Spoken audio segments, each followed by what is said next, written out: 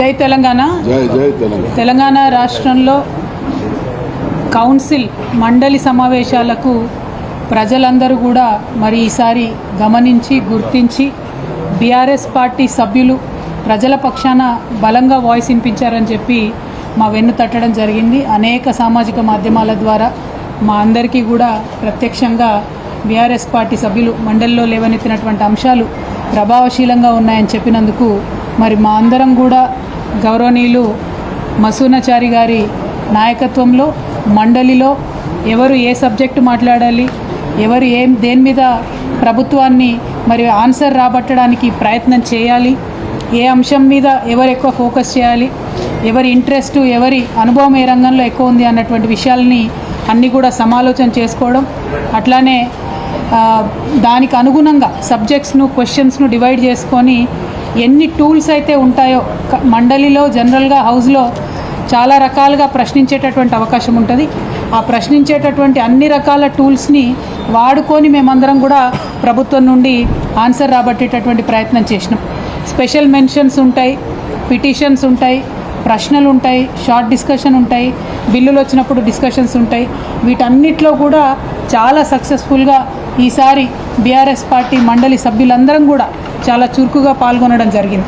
ప్రత్యేకించి మండలి ప్రారంభమయ్యే ముందు ప్రతిరోజు ఉదయం కూడా ఒక్కరోజు కూడా వేస్ట్ చేయకుండా మొదటి రోజు పసుపు పంటలు మరి వాటికి మద్దతు ధరకు సంబంధించిన అంశం, రెండవ రోజు మిర్చి రైతులకు సంబంధించి వారు పడుతున్నటువంటి కష్టాల గురించి, మూడవ రోజు రాష్ట్ర వ్యాప్తంగా పంట నష్టం జరిగింది, దాని మీద ప్రభుత్వం ఆదుకోవాలని చెప్పినటువంటి అంశం, అట్లానే ఆడపిల్లలకు స్కూటీలు ఇస్తామని చెప్పి మీరు ఇవ్వనటువంటి అంశం, అట్లానే ఫీజు రియంబర్స్మెంట్ మీద ఇంకొక రోజు, తులం బంగారం మహిళలకు ఇస్తామని చెప్పి ఇవ్వనటువంటి అంశాన్ని ఇంకొక రోజు, రైతు రుణమాఫీ మీద ఇంకొక రోజు, రైతు భరోసా మీద ఇంకొక రోజు, ఇట్లా ప్రతిరోజు కూడా ఒక అంశాన్ని తీసుకొని ఒక వినూత్న రీతిలో ప్రదర్శన చేసి ప్రభుత్వం యొక్క దృష్టిని ఆకర్షించి తద్వారా ప్రజల సమస్యల పరిష్కారం కోసం మా వంతు ప్రయత్నం మేము చేయడం జరిగింది.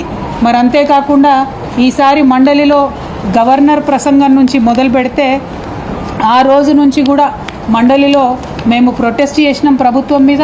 గౌరవ ముఖ్యమంత్రి గారు మాట్లాడడానికి వచ్చినప్పుడు అంతకుముందు వారు మా నాయకుడు కేసీఆర్ గారి పైన చేసినటువంటి అనుచిత వ్యాఖ్యలకు ప్రొటెస్ట్ చేయడంతో ఈ సభ ప్రారంభిస్తే చివరి రోజు కూడా మరి ఫీ రియంబర్స్మెంట్ విషయంలో ప్రభుత్వం నుంచి ఒక నిర్దిష్టమైనటువంటి జవాబు మేము రాబట్టగలిగినాం. ఇది కేవలం బీఆర్ఎస్ పార్టీ మండలి సభ్యులందరూ చేసినటువంటి పోరాటం అని చెప్పి నేను బలంగా నమ్ముతా ఉన్నాను. ఇన్ని రోజులు ఫీ రియంబర్స్మెంట్ మీరు 8,000 కోట్లు ఇవ్వాలంటే జవాబు చెప్పినటువంటి ప్రభుత్వం మొన్న మండలిలో గౌరవ ముఖ్యమంత్రి గారు 12 నెలలలో పాత అప్పులను నెలకింత అని తీరుస్తామని చెప్పి కొత్తగా ఇవ్వాల్సిన ఫీ రియంబర్స్మెంట్లు ఆన్ ద స్పాట్ ఎప్పటికప్పుడు పేమెంట్ చేస్తామని చెప్పి మండలి సాక్షిగా వారు మాట ఇవ్వడం జరిగింది. మరి మండలిలో జవాబు రాబట్టగలిగినటువంటి మేమందరం వారు ఇచ్చినటువంటి మాట పూర్తి చేసేంత వరకు కూడా వారిని ఎండగడుతూనే ఉంటాం, ప్రజాక్షేత్రంలో వారిని వెంటాడుతూనే ఉంటామని ఈ సందర్భంగా తెలియజేస్తూ ఉన్నాం. అట్లానే ఈ సెషన్స్ ప్రత్యేకించి మన రాష్ట్ర చరిత్రలో నిలిచిపోయేటటువంటి సెషన్స్.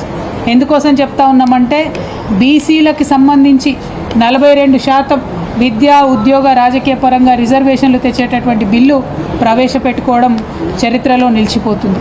అట్లానే ఎస్సీ వర్గీకరణకు సంబంధించి ప్రవేశపెట్టినటువంటి బిల్లు కూడా చరిత్రలో నిలిచిపోతుంది. ఈ రెండిట్లో కూడా ఈ 2 బిల్లులు సాకారమై అసెంబ్లీకి రావడం వెనుక కూడా బీఆర్ఎస్ పార్టీ నిరంతర పోరాటం ఉందన్న విషయాన్ని ఈ సందర్భంగా ప్రజలకు గుర్తు చేస్తూ ఉన్నాం. అదేవిధంగా ఈ సెషన్ మరొక అంశానికి కూడా చరిత్రలో నిలిచిపోతుంది. కాకపోతే అది కొంత బ్లాక్ డేగా నిలిచిపోతుంది. అసెంబ్లీ సాక్షిగా గౌరవ ముఖ్యమంత్రి గారు మహిళలను ఉద్దేశించి మాట్లాడినటువంటి పరుషమైనటువంటి పదజాలం ఇంతకుముందు ఎన్నడూ ఏ ముఖ్యమంత్రి గారు మాట్లాడనటువంటి అసభ్యకరమైనటువంటి భాషను ఈ ముఖ్యమంత్రి గారు అసెంబ్లీలో మాట్లాడడం కూడా చరిత్రలో తప్పకుండా నిలిచిపోతుంది. మరి అక్కడ స్పీకర్ గారు వాటిని రికార్డ్స్లోంచి తొలగించుంటే నేను చెప్పలేను, కానీ లేకపోతే మాత్రం చరిత్రలో ఒక నల్ల మరకగా ప్రజాస్వామ్యంలో నిలిచిపోతుందన్న విషయం చెప్పక తప్పని పరిస్థితి. ఇక ఇక్కడ అక్కడ బీఆర్ఎస్ పార్టీ కౌన్సిల్లోనూ అసెంబ్లీలోనూ ఎంత ప్రశ్నించినా ప్రభుత్వం జవాబు చెప్పకుండా పారిపోయినటువంటి అంశం ఏంటంటే అప్పులకు సంబంధించినటువంటి అంశం. మాటి మాటికి కేసీఆర్ గారి మీద మీరు 7 లక్షల కోట్లు అప్పు చేసిరని ఒకరోజు, 6 లక్షల కోట్లు అప్పు చేసిరని ఒకరోజు, 8 లక్షల కోట్లు అప్పు చేసిరని ఇంకొక రోజు, ప్రభుత్వంలో ఉన్నటువంటి పెద్ద మనుషులందరూ కూడా రోజుకొకటి వాళ్ళకి ఇష్టం వచ్చినటువంటి నంబర్ యాడ్ చేసుకొని మా మీద దాడి చేసిండ్రు. అది ఎన్నికల ముందుకు జరిగినటువంటి దాడి, ఎన్నికల తర్వాత కూడా అదే దాడిని వాళ్ళు కొనసాగిస్తూ ఉన్నారు. ఇవాళ అధికారంలోకి వచ్చిన తర్వాత నిజానికి చాలా ప్రశాంతంగా పరిపాలన చేసుకోవచ్చు, కానీ బీఆర్ఎస్ పార్టీ వారిని ప్రశ్నిస్తున్నటువంటి వైఖరితోని వారు బాగా ఫ్రస్ట్రేషన్కి లోనై ఇంకా కూడా తప్పులు చెప్తా ఉన్నారు అప్పుల విషయంలో అన్న విషయం ప్రజలకు తెలియజేస్తూ ఉన్నాం.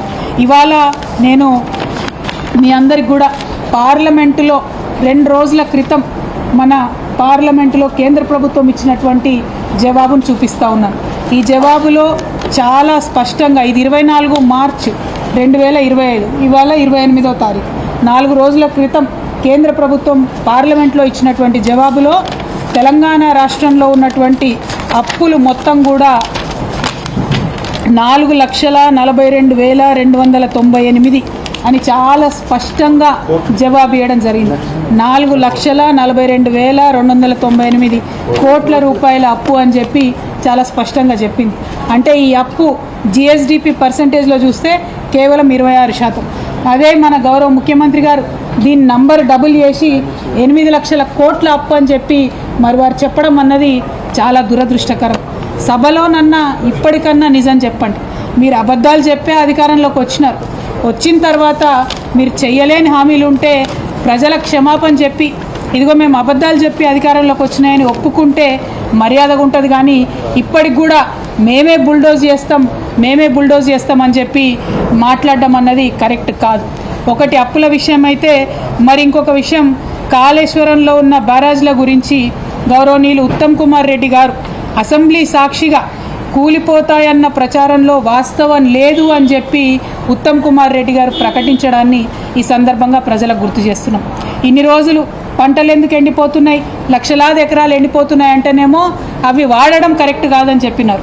మరి నిన్ననేమో 2 బ్యారేజీలు బాగానే ఉన్నాయి, వాడవచ్చు, నీళ్ళు ఇవ్వచ్చు అని వాళ్ళే చెప్పారు. అంటే నీళ్లు ఇవ్వకపోవడం అన్నది మీ వైఫల్యం కాదా అన్న విషయం ప్రభుత్వాన్ని మేము సూటిగా ప్రశ్నిస్తూ ఉన్నాం. అదేవిధంగా మరి బీఆర్ఎస్ పార్టీ తమ పోరాట పటిమతోని ఇలాగే ప్రజా సమస్యలన్నింటినీ కూడా ప్రభుత్వం దృష్టికి తీసుకొస్తుంది, ప్రజాక్షేత్రంలో ప్రభుత్వాన్ని ఎండగడుతుంది, మనకు ప్రజలకు రావాల్సినటువంటి హక్కులన్నింటినీ కూడా సాధిస్తామని మరొక మారు తెలియజేస్తూ ఉన్నాం. మరి మా సభ్యులు ఎమ్మెల్సీలు అక్క సత్యవతి అక్క గారు బీఆర్ఎస్ పార్టీలో మరి వారు మంత్రిగా పనిచేసినారు. ఇవాళ ఎమ్మెల్సీగా 2 టర్ములు పనిచేసి 1 టర్ము పనిచేసి మరి ఇప్పుడు రిటైర్ అవుతూ ఉన్నారు. తప్పకుండా రాజకీయాల్లో రిటైర్మెంట్ అనేది ఉండదు. ఒక వ్యవస్థలో ఒక రకంగా పనిచేస్తే ఇంకొక దారిలో మళ్ళా వచ్చి ప్రజాసేవలో అందరూ కూడా ఉండేటటువంటి ఆస్కారం ఉంటుంది. కాబట్టి బీఆర్ఎస్ పార్టీలో వారు యాక్టివ్గా అత్యంత కీలకమైన రోల్లో ఉంటారని కూడా ఈ సందర్భంగా తెలియజేస్తూ, మరి ఇంకొక ఎమ్మెల్సీ గారు సేర్ సుభాష్ రెడ్డి గారు వారు కూడా ఈ రేపటితోని వారి టర్మ్ అయిపోతుంది 29వ తారీఖు. కానీ వారు కూడా కేసీఆర్ గారికి సన్నిహితులు, ప్రజాక్షేత్రంలో చాలా కీలకంగా వారు కూడా ఉంటారని చెప్పి తెలియజేస్తూ ఉన్నాం. మరి గౌరవ పెద్దలు మహమూద్ అలీ గారు కేసీఆర్ గారికి కుటుంబ సభ్యులు లాంటి వారు 2001 నుంచి కేసీఆర్ గారికి చేదోడు వాదోడుగా ఉంటూ మరి ఈ రాష్ట్రానికి తొలి మైనారిటీ డిప్యూటీ సీఎంగా చరిత్రలో నిలిచిపోయినటువంటి వ్యక్తి. వారి హోమ్ మినిస్టర్గా, రెవెన్యూ మినిస్టర్గా అనేకమైనటువంటి సేవలు చేసినారు. వారు కూడా బీఆర్ఎస్ పార్టీలో యాక్టివ్గా ఉంటూ ముస్లిమ్స్ సమస్యలను అదేవిధంగా ప్రజా సమస్యలను తప్పకుండా ముందుకు తీసుకొని వెళ్తారు. ఈ రిటైర్మెంట్ అనేటటువంటిది మా ఎమ్మెల్సీలందరికీ విరామం మాత్రమే, విశ్రాంతి కాదు. కాబట్టి ఇంకా ఏదో ఒక స్థాయిలో ఎక్కడో ఒక చోట పార్టీలో యాక్టివ్గా పనిచేస్తూ ఉంటారు.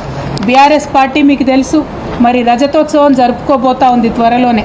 25 వసంతాల పండుగని వరంగల్ దగ్గర ఉన్నటువంటి ఎల్కతుర్తి క్రాస్ రోడ్స్లో చాలా పెద్ద ఎత్తున లక్షలాది మందితోని ఏప్రిల్ 27వ తారీఖున భారీ బహిరంగ సభ నిర్వహించబోతా ఉన్నాం.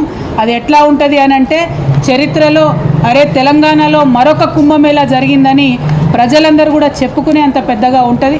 ఎందుకంటే మా కార్యకర్తల్లో ఇప్పుడు ఉన్నటువంటి ఉత్సాహం, ప్రజల్లో ఉన్నటువంటి ఉత్సాహం, జరుగుతున్నటువంటి ఏర్పాట్లు అంటే 10 లక్షల వాటర్ బాటిళ్ళు, దాదాపు ఒక 15 లక్షల మజ్జిగ బాటిల్లే తెస్తూ ఉన్నామంటే మరి ఏ స్థాయిలో ఏర్పాట్లు జరుగుతూ ఉన్నాయో ప్రజలు కార్యకర్తలు అందరూ కూడా సంబరంగా సంతోషంగా 25 వసంతాల ఈ బీఆర్ఎస్ పండగకు హాజరు కావాలని చెప్పి మేము కోరుతా ఉన్నాం.